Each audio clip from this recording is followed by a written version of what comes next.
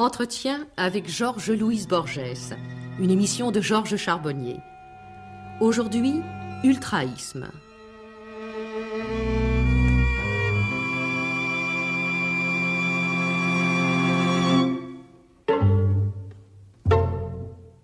Le premier entretien de cette série était une approche de Georges-Louis Borges.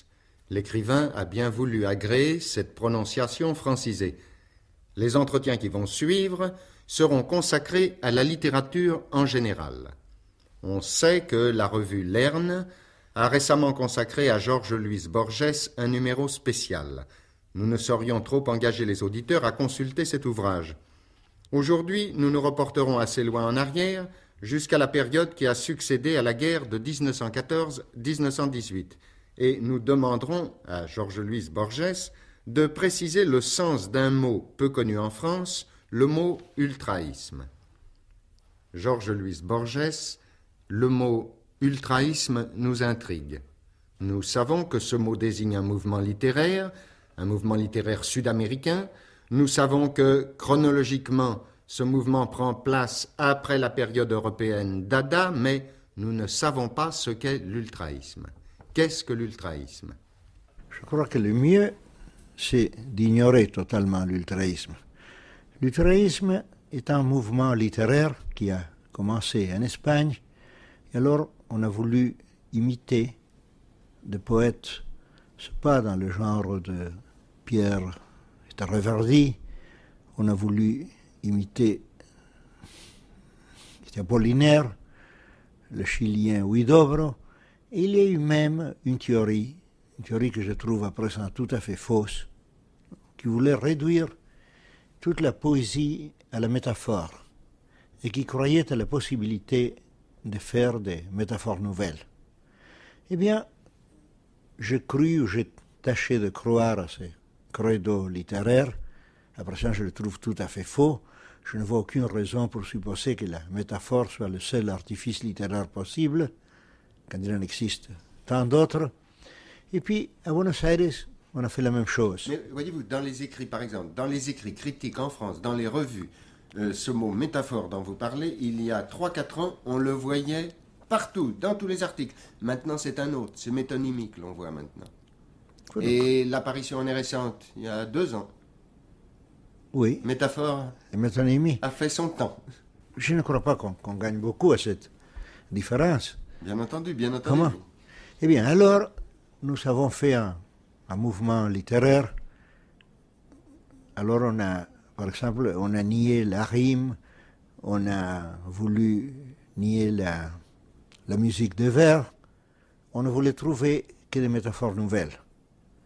Mais malheureusement pour nous, il y avait déjà à Buenos Aires un poète, Leopoldo Lugones. Et Leopoldo Lugones, il avait publié un livre en 1909. C'était assez gênant pour nous, puisque nous étions de 1920, où il avait prêché et pratiqué la même chose, l'idée de renouveler les métaphores. Après ça, je crois que ce mouvement n'a aucune importance, ou ce qui est une autre façon de dire la même chose, qui n'est important que pour les historiens de la littérature, non? C'est une façon d'être insignifiant, je crois. Après ça, je ne crois pas qu'il soit possible de trouver de nouvelles métaphores. C'est-à-dire, je crois qu'il y a des métaphores qui correspondent à des affinités véritables entre les choses.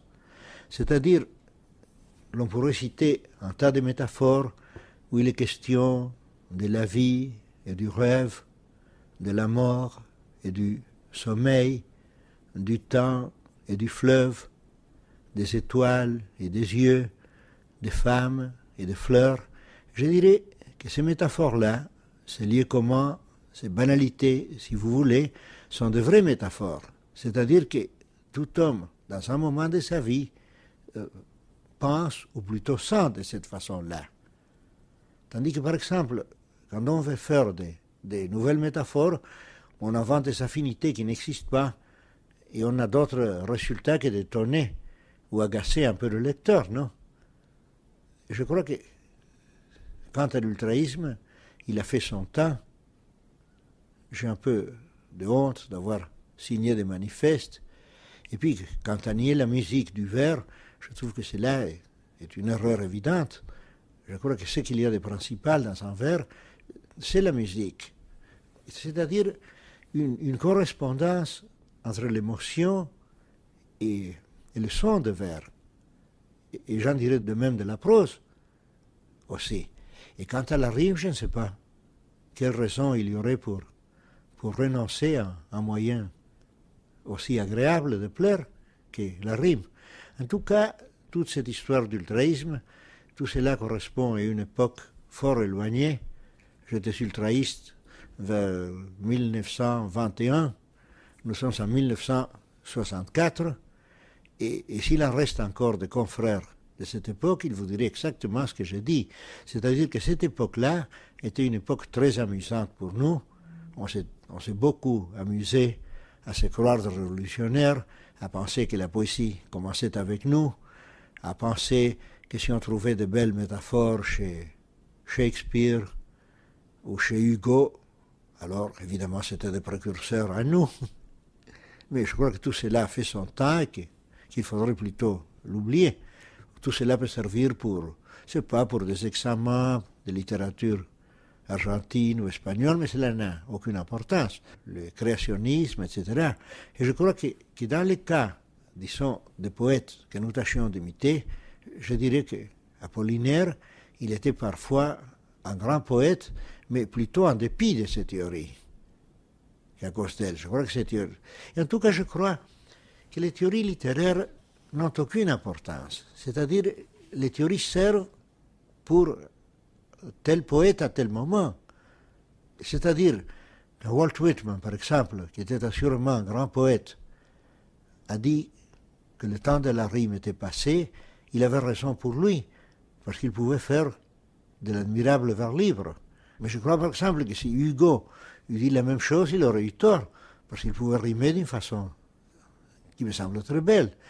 C'est-à-dire que les théories en elles-mêmes n'ont pour moi, à ce moment, aucune importance. Ce qui est important, c'est ce qu'on a fait avec elles. Et cela dépend du génie de chaque poète. C'est-à-dire qu'il n'y a aucun sens à discuter une théorie esthétique. Il faut voir à quel objet elle a servi.